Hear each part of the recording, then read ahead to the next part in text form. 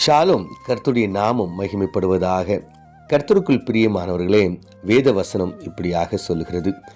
அப்பொழுது 18 வருஷமாய் பலவீனப்படுத்தும் ஆவியை கொண்ட ஒரு ஸ்திரீ அங்கே இருந்தாள். அவள் எவ்வளவாயும் நிமிரக்கூடாத கூனியாய் இருந்தாள். லூக்கா 13:11. கர்த்தருக்குள் பிரியமானவர்களே, நாம் தியானித்த இந்த வேத வசனம் ஆண்டவராகிய இயேசு கிறிஸ்து தன்னுடைய ஊழிய காலத்தில் இந்த உலகத்தில் இருந்த நாட்களில் செய்த ஒரு பெரிய ஒரு அற்புதமாகும். அநேக மக்களுக்கு விடுதலையும் அநேக மக்களுக்கு வாழ்க்கையை திருப்பி கொடுத்த நம்முடைய தேவன், குருடர்களை பார்க்கவும் செவிடர்களை கேட்கவும் முடவர்களை நடக்கவும் செய்த தகப்பனாக இருக்கிறார். மரித்தவர்களை கூட ஆண்டவர் எழுப்பினார். அநேக பிசாசுகளை கொண்ட லேகியோனை ஆண்டவர் சுகப்படுத்தினார்.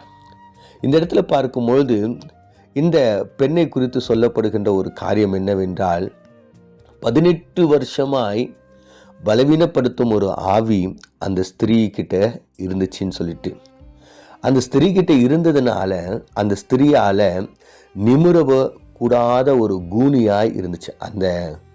அந்த ஸ்திரீயை அந்த பலவீனப்படுத்தும் ஆவி அவங்கள எந்த அளவிலிருந்து நிமிரக்கூடாத ஒரு கூனியாய் மாற்றி வைத்திருந்தது.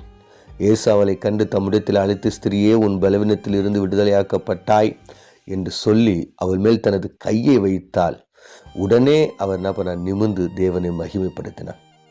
பாருங்க, இந்த அம்மனுடைய வாழ்க்கையில அந்த அசுத்த ஆவி அவர்களை பிடித்து கொண்டு எவ்வளவும் நிமிரக்கூடாதபடிக்கு, அதாவது நம்முடைய வாழ்க்கையிலும் அநேக பிசாசுகள், அநேக ஆவிகள், அசுத்த ஆவிகள் நம்மளை பிடித்து கொண்டு எவ்வளவையும் நிமிராதபடிக்கு, அதாவது தேவனில் ஓங்காதபடிக்கு, தேவனில் இன்னும் அதிகமாய் வளராதபடிக்கு, தேவனுடைய சித்தத்தில் அதிகமாய் நாம் நடக்காதபடிக்கு நம்மை கூணாக்கி வைத்து கொண்டிருக்கிறது.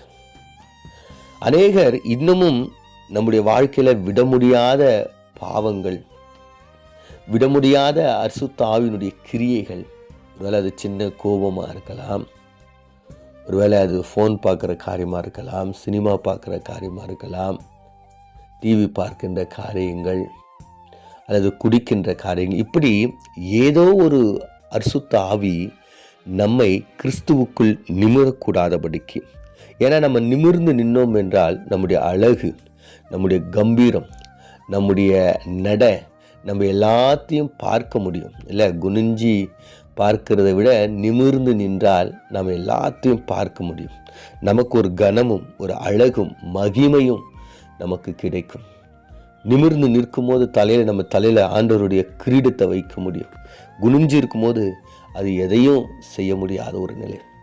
அப்போ சாத்தான் 18 வருடமாய் அந்த அம்மாவை ஆண்டவருடைய நாமத்திற்காக நிமிர்ந்து நிற்கக்கூடாதபடிக்கு மாற்றி வைத்திருந்தான். இன்னைக்கு அந்த அம்மாக்குனாச்சு 18 வருஷம். நம்முடைய வாழ்க்கையில் நாம் எத்தனை வருஷமாய் குனிந்து கொண்டிருக்கிறோம்?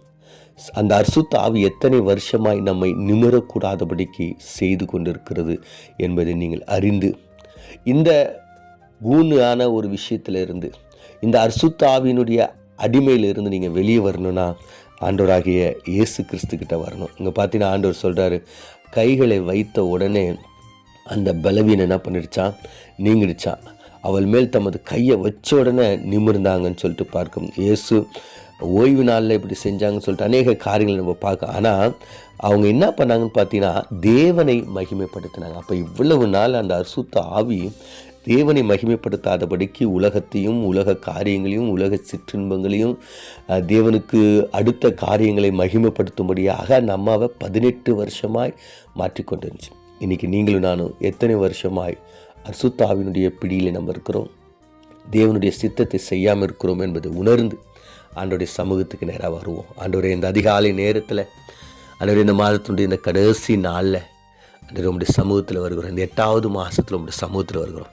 எங்களுடைய வாழ்க்கையிலும் ஆண்டவரே, நாங்கள் எத்தனையோ வருஷமாக ஆண்டவர் அசுத்த ஆவியினுடைய பிடியினால் கூணாக இருக்கிறோம். ஆண்டவரே, எங்களை நிமிர்த்த, எங்களுடைய வாழ்க்கையை ஆசீர்வாதமாய் மாற்ற, எங்களுடைய வாழ்க்கையில் ஆண்டிற மகிமையின் கிரீடத்தை நாங்கள் பெற்றுக்கொள்ள, உயர்வையும் அழகையும் கம்பீரத்தையும் மேன்மையும் கனத்தையும் பெற்றுக்கொள்ள எங்களை ஆண்டவரே நீர் மாற்ற உங்களால் மாத்திரம்தான் முடியும். எங்களுடைய வாழ்க்கையில் இருக்கிற இந்த அசுத்தாவினுடைய பிடியிலிருந்து எங்களை விடுதலையாக்க உம்மால் மாத்திரம்தான் முடியும். ஆண்டவரே, எங்களை விடுதலை ஆக்குங்க, எங்களை பலப்படுத்துங்க. நம்ம கண்களை மூடி செபிப்போம்.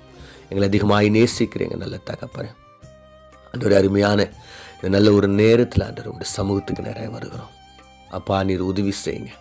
உங்களுடைய நாம மகிமைக்காக எங்களை எடுத்து பயன்படுத்துங்க. ஆண்டவரே, உங்களுடைய வல்லமையான கரத்தினால எங்களுடைய வாழ்க்கையில் இருக்கிற ஆண்டவருடைய பலவீனங்களை எல்லாம் மாற்றி ஆசீர்வதிக்கும்படியா இயேசுவின் மூலம் ஜெபிக்கிறோம் நல்ல பிதாவே. ஆமென்.